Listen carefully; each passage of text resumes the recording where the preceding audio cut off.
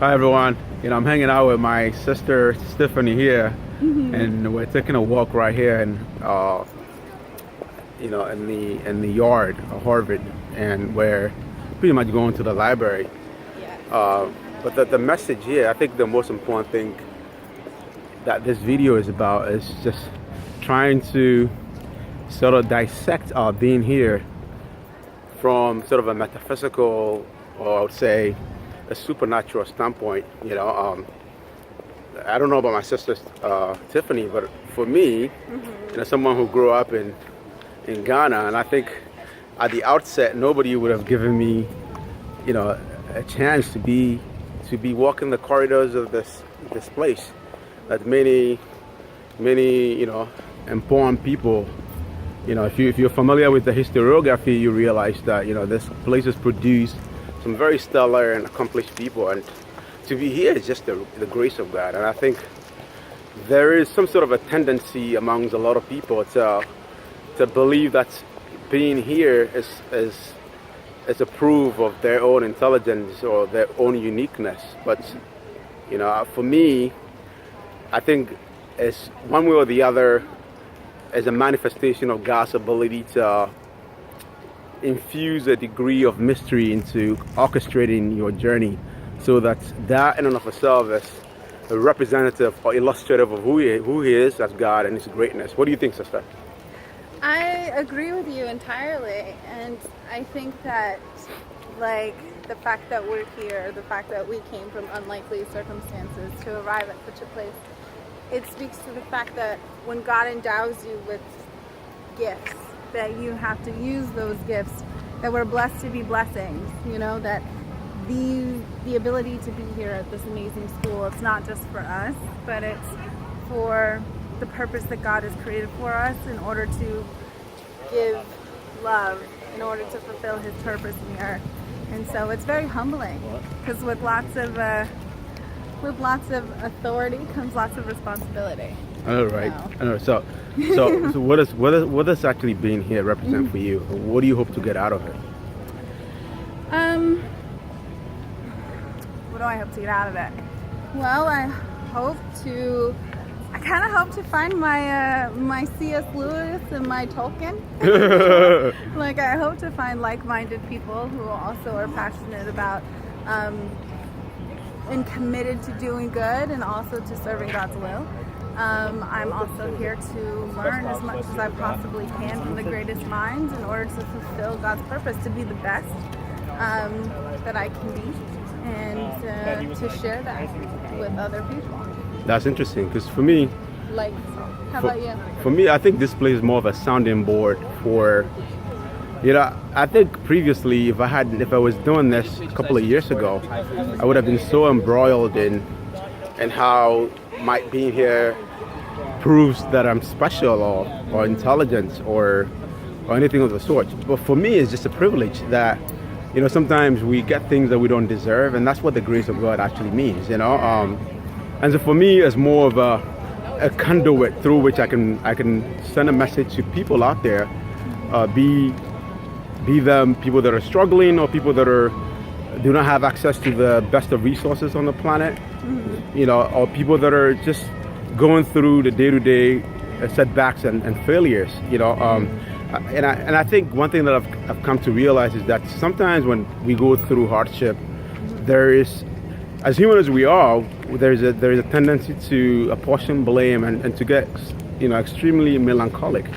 But when we get to a destination and retrospectively reflect on it, we actually realize that in and of itself was a part of our grand design. Like God actually meant that for reasons that are beyond our comprehension as human beings. What do you think about that? Yeah, I mean, it says in the Word that we are refined like gold in the fire. And we'll be in the fire until all the impurities are gone. And we are called to be conformed as unto Christ, which is a lot of conforming. And so, and this is Christian thing, this is what the Bible says. And it's also what we know in the secular world, that you have to fail in order to succeed. You have to struggle in order to appreciate where you go. And, God loves us too much to leave us where we are. And I know that there's so many external battles that we're facing in the world, but then there's a whole slew of internal battles of like you said, ending our pride, you know? Right, right. And crucifying our flesh and dying unto self. And that process is easy, but it is truth. Right. It is reality, and it's the only way that you can truly be happy. Right. Is when you die unto self. Right. And then you are free. Right, You're right. truly free. Right. And so I think that those moments in life come Right. in order to bring us freedom, if we allow it. That's I think that's very deep. That's very deep. So what does the institution Harvard mean for you? The institution Harvard. The institution Harvard meant for me the ability to be amongst the greatest minds. Right. And to open doors. Although I do recognize that Right. no institution can open doors that God can't. Right, right. And so it's not necessary, but it is a beautiful gift. And I think Harvard represents a realm of possibilities. But but you don't have to go to Harvard. Right. To be successful. Right. And right. so it's like we all have to give our different gifts and use our different gifts. Right, right, right. Wow, wow. I think that's deep. That's deep. You know, for me, I was thinking about it the other day, and upon reflection, for me, Harvard as an institution or any other worldly accomplishment would pale in comparison to the sheer grace of God or Jesus Christ dying on the cross for us. I think that we're very ephemeral. Our being here on this planet is very transitory, in a sense that the things we do, like being here or making a lot of money, or accomplishing every other thing, is more like conveniences that allow us to manifest the greatness of God. In a sense that even being here is a message in and of itself. I believe that what a person actually needs is the favor and grace of God, because with that, you don't even need a Harvard degree.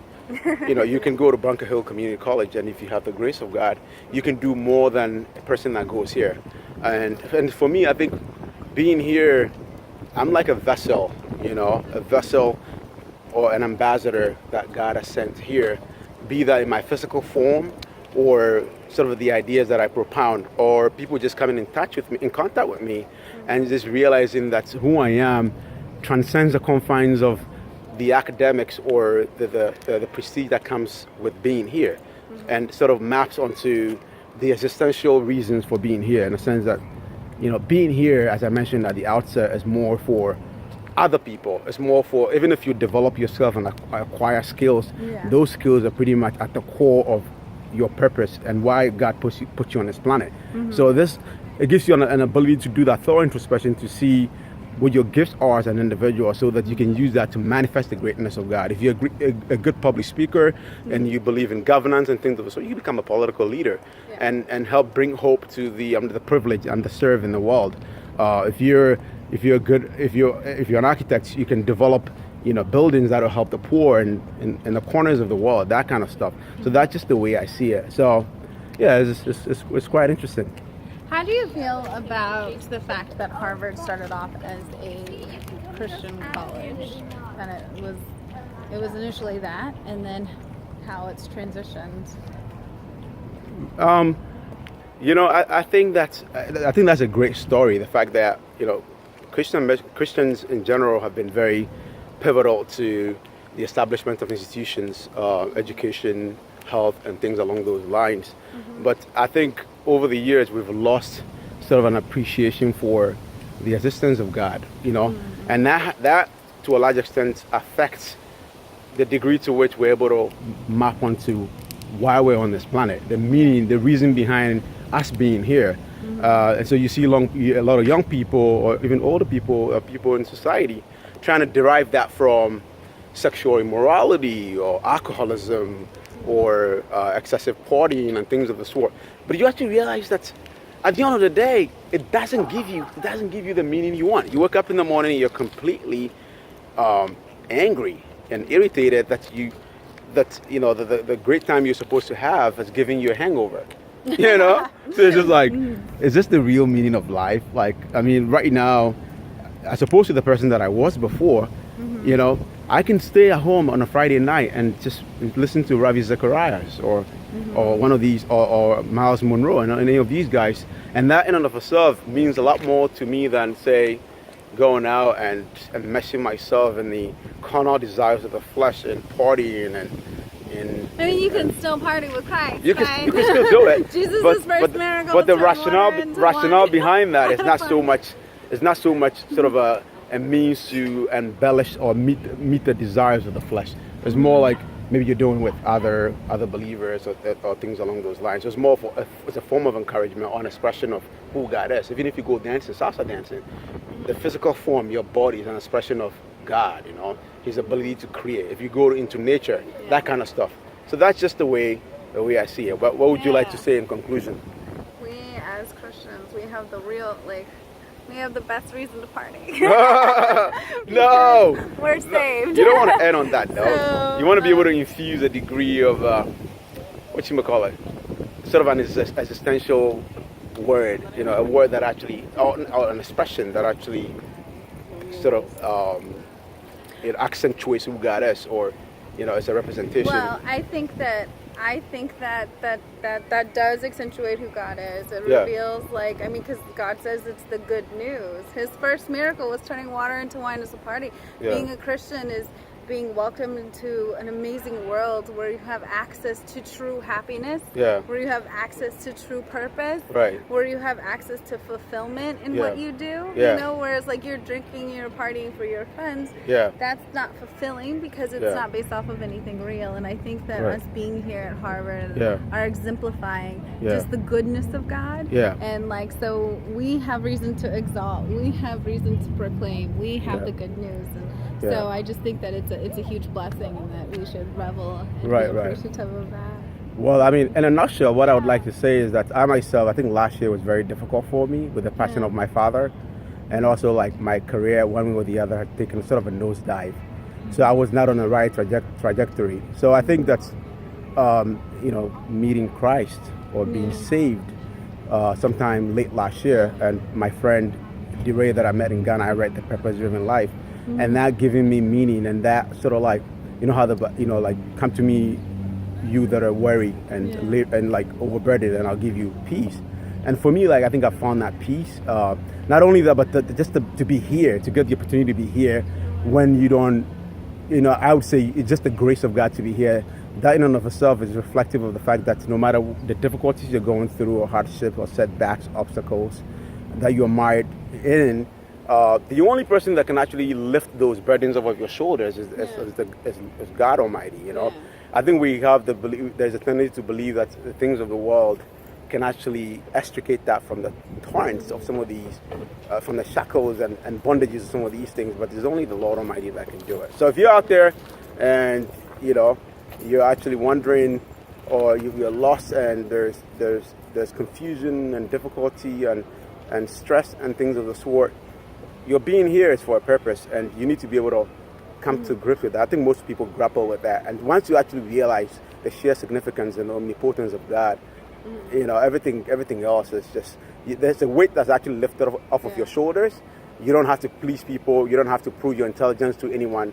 You don't have to live according to any dogma or status quo. The only person that you actually should please is God. So if you're out there and any of these actually speaks to you, and you want to talk to anyone or to me or anyone, and I'm always ready to listen. Thank you. And I love that. Sorry, but I just wanted to add in, I think that what you said and what I said perfectly exemplifies what Jesus said, where he says, I came to give you life and life abundantly. Right. All right, sister. You see? You're too good. You got it.